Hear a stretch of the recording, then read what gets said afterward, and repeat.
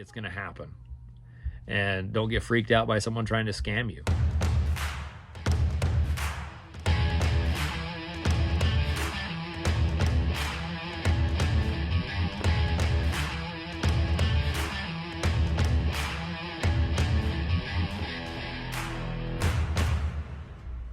Hey guys, coming to you from the dungeon here. We do all our shipping and picture taking and all that in our basement. It's unfinished, and we've just got a little area over here where we've got electricity, and you know, it is unfinished and looks kind of rough, but you know what? It's got great space, and it's nice down here and nice and cool, and it's kind of cold in the winter, not too bad, but it's nice to have this space to be able to put this stuff so it isn't in our living space. I want to just go over a couple, or actually all the listings that sold this past week. I'm going to start on January 7th. We had a slow week on eBay. I don't know what's going on. It's usually about double what we do. You know, we had a really big week the week before, and I thought with maybe, you know, people getting their stimulus checks or whatever, we'd pick up. But I've been kind of slow listing. I've been working on some other things, been busy with my normal job, and I had a bunch of time off over the holidays, and so I'm back to work, and it's busy.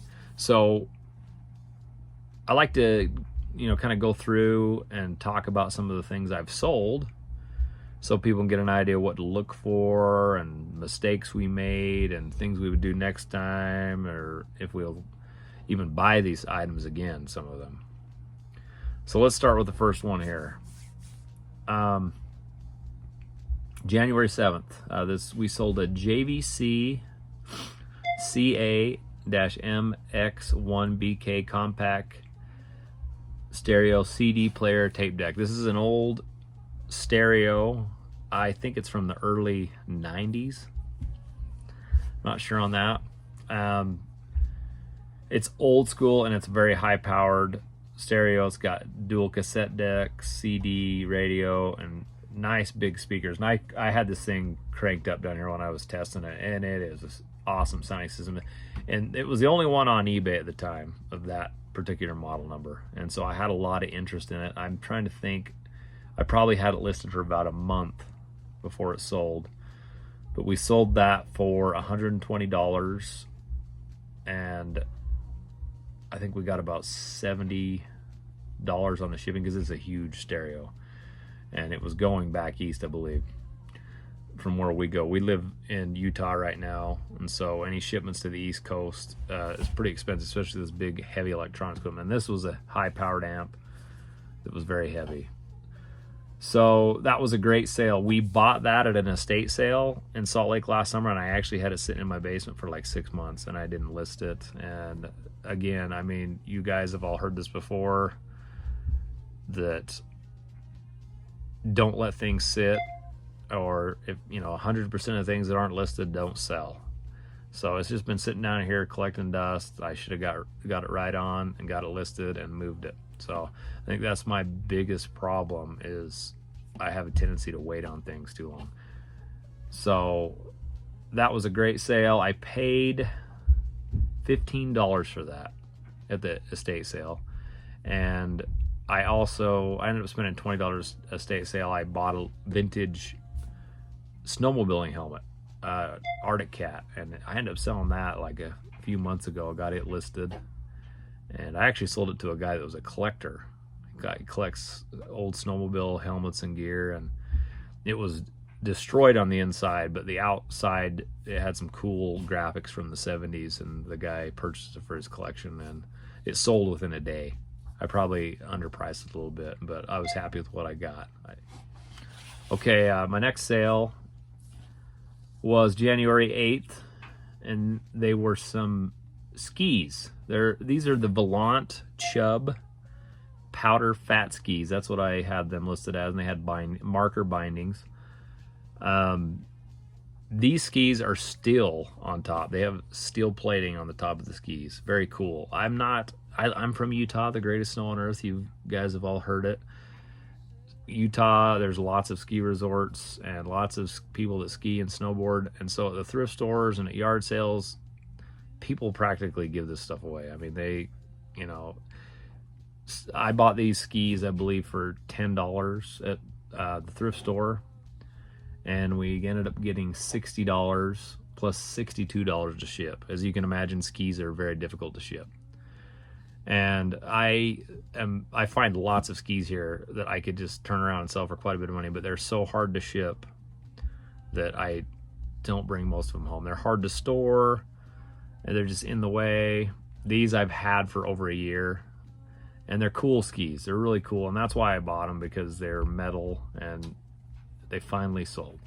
So I would say, you know, my advice is and this is what I'm trying to do, is you get a ski or any big item like that, find some boxes and purchase them beforehand that are going to fit these skis, that you can put the skis in, and it's easy to make them pack, or easy to pack them up. You know the exact dimensions, because you can really get in trouble quick shipping skis, because your prices can go through the roof just, you know, by adding 3 or 4 or 5 inches to them.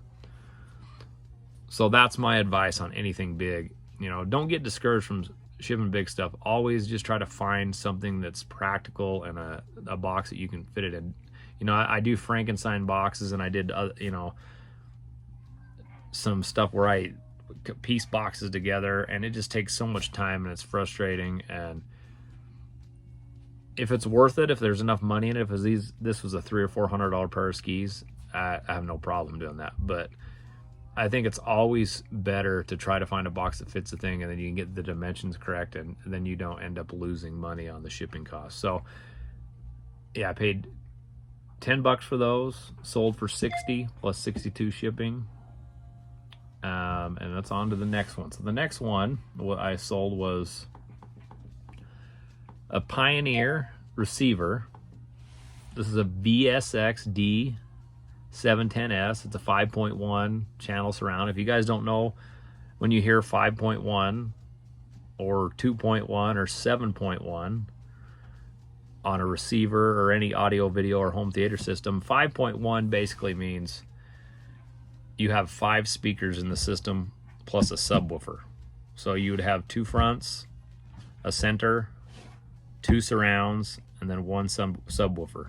So the 5 speakers that make up the front, center, and surrounds, and then the subwoofer is the 0.1. So when you hear a receiver can handle different configurations, that's what it means. This receiver is for a 5.1 system. Now it'll play stereo on anything, and all the, you know, normal music stuff. But if you want to have a surround sound, you need to look at what your setup's going to be for your speakers and buy a receiver accordingly. If you have a 7.1, you need to look at that. That's 7 speakers. You've got your fronts, centers or surround in the middle of the room, and the surround in the back, and then the subwoofer. There's 5.2 systems where you'd have the 5.1 and a subwoofer. Anyway, that just make sure, you know, some of the ones that are 7.1 or oddball ones are really good ones to look for, but 5.1's kind of out of popularity now, but I still love that one. That's the best one according to me. It's simple, and you don't need to really go crazy with getting a bunch of speakers, and it's a good one. So anyway, this one sold, let's see, I paid $12 for this one at a thrift store, and it sold for $65 plus, it was $124 total, so about another 60 something for shipping. Again, a big heavy unit, and I pack those things with electronics. You know, you want to pack 2 or 3 inch foams all the way around. A lot of people like to double box. I don't double box. I have a hookup for really good foam that I put in these. A person just gives this stuff to me, and they usually just throw it away. So that helps with what I do, that I can just wedge these foams in there, and they're firm but squishy. So it creates it so it isn't banging things, but it has enough cushion where it won't get jarred, but it can still move around and have the components not get jarred. So anyway, that's why the cost is so much of those, weight and size. I have customers a lot of times contact me and say, why is this so much to ship? And I can ship stuff cheaper, but then you're going to run the risk of this electronics being damaged. It's better to pay $10, $15, $20 more shipping and cushion that thing more than to send it out as cheaply as possible and have it damaged and ruined, and it's done, and it goes to the recycling bin. So one more thing on this thing. Now this unit, so I just told you what I sold it for. I've already had a return requested on it. Okay, and I don't know what to think of it. I don't know if the guy's trying to pull something over on me. He said it didn't have a remote control, and he was upset about that. Well, I didn't put in the listing it had a remote control. In fact, I believe I put in there that no remote control, that's what I usually do. You need to be specific in your listings, and the guy has requested this return, and I accepted the return, but it's been a few days, 3 or 4 days, and the guy has not offered to send it back or got a label made or anything to send it back. Now, what I do right now is I do free returns. If there's any issue, if there's problems with the unit I send you or something that doesn't match the description, I refund everything in full. But this guy on the return put he didn't like the item, so I don't pay for return shipping on that. If they want to ship it back, I'll give him his purchase price back. If there was a problem with it, I'd give him full price. But it just protects me, and maybe someday I'll get big enough where I can just do that. I can just free returns no matter what, no questions asked. But on a unit like this, I would have paid all this money to ship it out to him, then I have to pay to ship him back, and I end up losing a lot of money because of that, just because he didn't like it. And I don't like to just have people take my stuff and use it and then send it back to me, and for no reason. If there's a problem with it, I have no problem giving the money back. It's my mistake, you know. I'm not concerned about the thing, but it can get expensive real quick, and I just feel like some people really get on here and they try to push for a little bit of a refund. I think he was pushing because there was no remote for some kind of partial refund. So what I've done is I've accepted the return. If he's willing to send it back, I'll refund his money. If not, eBay will eventually let it go so long, and they'll close the case. So returns are a hard thing. There's many different ways to handle them, and there's a lot of great advice out there from guys that are sellers. I suggest you listen to all of them, and each situation is different. So don't get freaked out by having a return. It's going to happen. And don't get freaked out by someone trying to scam you. It happens. But I think I had 1,100 transactions or something last year we have a couple eBay accounts, and maybe 8 or 9 customers that really were an issue, and maybe 1 or 2 that were trying to scam me. The biggest scam I ever had on eBay was I sent a printer to somebody, and they claimed it was broken, and then they sent me back a printer, same exact model, and it was a different printer though. Because what I do is I try to take a picture in all my listings of the serial number. So I have the serial number of the actual unit I have. And there's even some people that go to the lengths of like making a mark somewhere with an invisible marker, or they even tell people they do that even if they don't. And Part-Time Picker, I heard that one from him. But I always take a picture of the serial number, and I got this printer back. It didn't match the serial number. I reported the buyer, and I actually lost my money on that case. It was when I didn't have very good, very high ratings yet, and so that kind of sucked. That kind of scared me from the returns, and I refunded the guy's money too quick. That was maybe the problem. I thought the guy was upset, and he was, but he was trying to scam me. So I went ahead and refunded his money. Then I got the printer back, and it wasn't the right printer.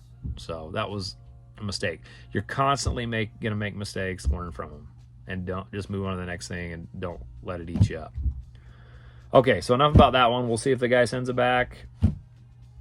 I hope he doesn't. I hope he keeps it, and I hope he is happy with it, and I hope it works out for what he needs. He can buy a remote on eBay for it, and it'll be a great unit.